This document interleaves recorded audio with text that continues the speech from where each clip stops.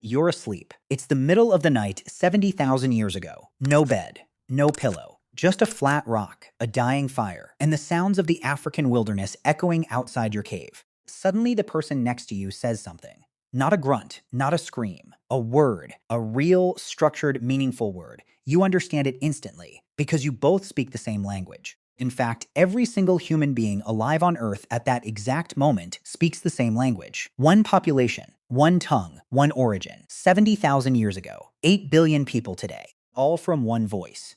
In 2025, scientists published a genomic study confirming that every human alive today, all 8 billion of us, descends from a population that already possessed language at least 135,000 years ago. One language, one people, one place. And here's what nobody talks about. Genesis 11 described this exact moment thousands of years before any scientist ran a single DNA test. They called it Babel. Science calls it proto-world. And for the first time in history, both are pointing at the same truth. Let's start with what scientists actually know about the origin of language because the evidence is more remarkable than most people realize. Today, there are over 7,000 languages spoken on Earth. Mandarin, Arabic, English, Swahili, Quechua, languages so structurally different from each other that for centuries, linguists argued they could not possibly share a common ancestor. But a growing number of researchers disagree. The theory is called linguistic monogenesis, the idea that every language spoken today, all 7,000 of them, descended from a single original language spoken by a single population of early humans. Scientists call this hypothetical ancestor language proto-world, or proto-human, or proto-sapiens. The names vary. The concept is the same, one original language, from which everything else grew. 7,000 languages today, all from one? Science thinks yes. And in March 2025, a landmark study published in the journal Frontiers in Psychology gave this theory its strongest evidence yet. Researchers analyzed the genomic divergence of early Homo sapiens populations, tracking the point at which different human groups first separated from a single common ancestor. Their conclusion was precise and striking. The biological capacity for full, structured language must have been present in the original human population at least 135,000 years ago, before any major human population split occurred. The logic is simple but powerful. Every human society on Earth, no matter how isolated, possesses language. Every human language, no matter how different it sounds, shares core structural features.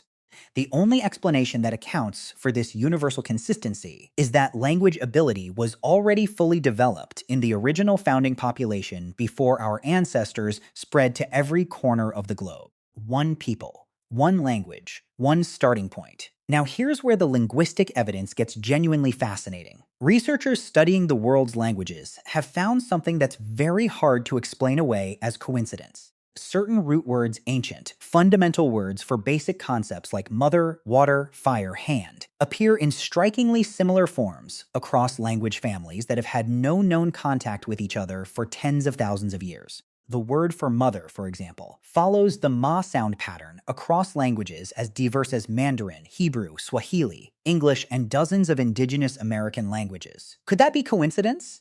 Possibly. But linguist Merritt Rulin spent decades cataloging these cross-family word similarities, what he called global etymologies, and found hundreds of them. Words for basic human experiences, repeated in recognizable form, across every major language group on Earth. Same root words, different continents, no contact for 50,000 years. His conclusion, shared with other researchers like John Bengtson and Harold Fleming, is that these similarities are too consistent and too numerous to be accidental. They are, instead, the faint surviving echoes of a single original language, the last remnants of words that were spoken before our ancestors scattered across the planet, and their speech slowly diverged over tens of thousands of years.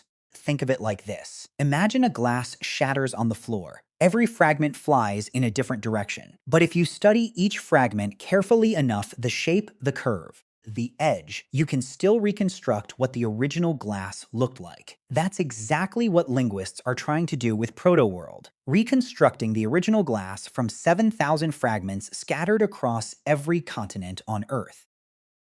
Now let's open Genesis 11. The story of the Tower of Babel is one of the most misunderstood passages in the entire Bible. Most people picture it as a fairy tale, a giant tower built by arrogant humans. struck down by an angry god. And that's that. But read the text carefully, and a very different picture emerges. Genesis 11:1 says this: "Now the whole earth had one language and one speech." One language, the entire earth. Then it describes a single human population living together in one geographic location, a plain in the land of Shinar, which archaeologists identify as southern Mesopotamia, in modern-day Iraq. Genesis 11:1, one language, the whole earth, one place. This is not describing a primitive tribe. It's describing a concentrated, organized civilization building structures, planning cities, coordinating labor on a large scale. Then, according to Genesis, something happened that dispersed this population outward in all directions, and in the process, their language fragmented into many. Now, here is what makes this account remarkable when placed next to the scientific evidence. Archaeologists have excavated the ruins of ancient Babylon, located precisely in southern Mesopotamia, exactly where Genesis places the Babel story. And in those ruins, they found the remains of a massive ancient ziggurat, a stepped tower structure that ancient Babylonian texts describe as the house whose top reaches heaven.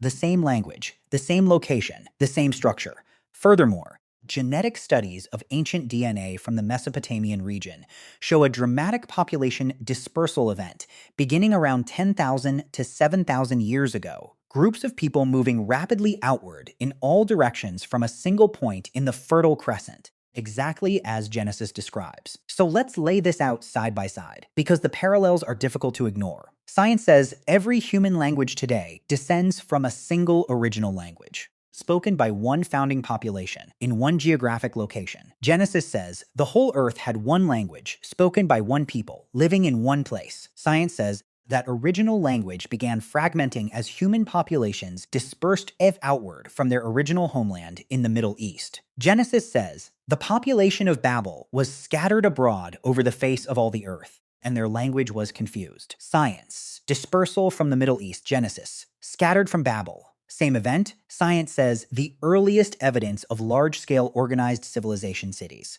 Towers, coordinated construction appears in southern Mesopotamia around 6,000 years ago. Genesis says the builders of Babel were constructing a city and a tower in the land of Shinar, southern Mesopotamia. Three separate facts, three separate fields of research: genomics, linguistics, archaeology, all pointing to the same region, the same event, the same basic story. Does this prove Genesis 11 is a literal, word-for-word historical account? That is a question of faith, and this channel will never answer it for you. But what it does show is this: the story of Babel is not a primitive myth invented to explain why people speak differently. It is a specific, detailed, geographically accurate account of a real event, a population dispersal from the Middle East that left fingerprints in our DNA, in our ruins, and in every language spoken on Earth today. So here's where we started. You, asleep on a rock. 70,000 years ago, the person next to you says a word and you understand it perfectly. Because at that moment in history, every human being on Earth spoke the same language. One people, one voice, one story. Then something happened. A dispersal, a scattering, a fragmentation that sent human groups outward in every direction, carrying fragments of that original language with them as they walked into jungles, deserts, mountains, and frozen tundra across 6 continents. 7,000 years of separation, 7,000 years of change, 7,000 years of evolution, until those fragments became so different from each other that we forgot they ever came from the same source. But they did. The DNA remembers. The root words remember. The ruins of Babylon remember. And Genesis, written thousands of years before we had microscopes, genome sequencers, or satellite archaeology, remembered too. It's not mythology, it's memory. Next week, we're asking the question that has stumped scientists and theologians for decades. Did ancient humans really live for 900 years? And if so, why did they stop? The answer involves genetics, radiation, and a detail hidden in Genesis that nobody talks about. Subscribe. Turn on notifications. I'll see you in the next one.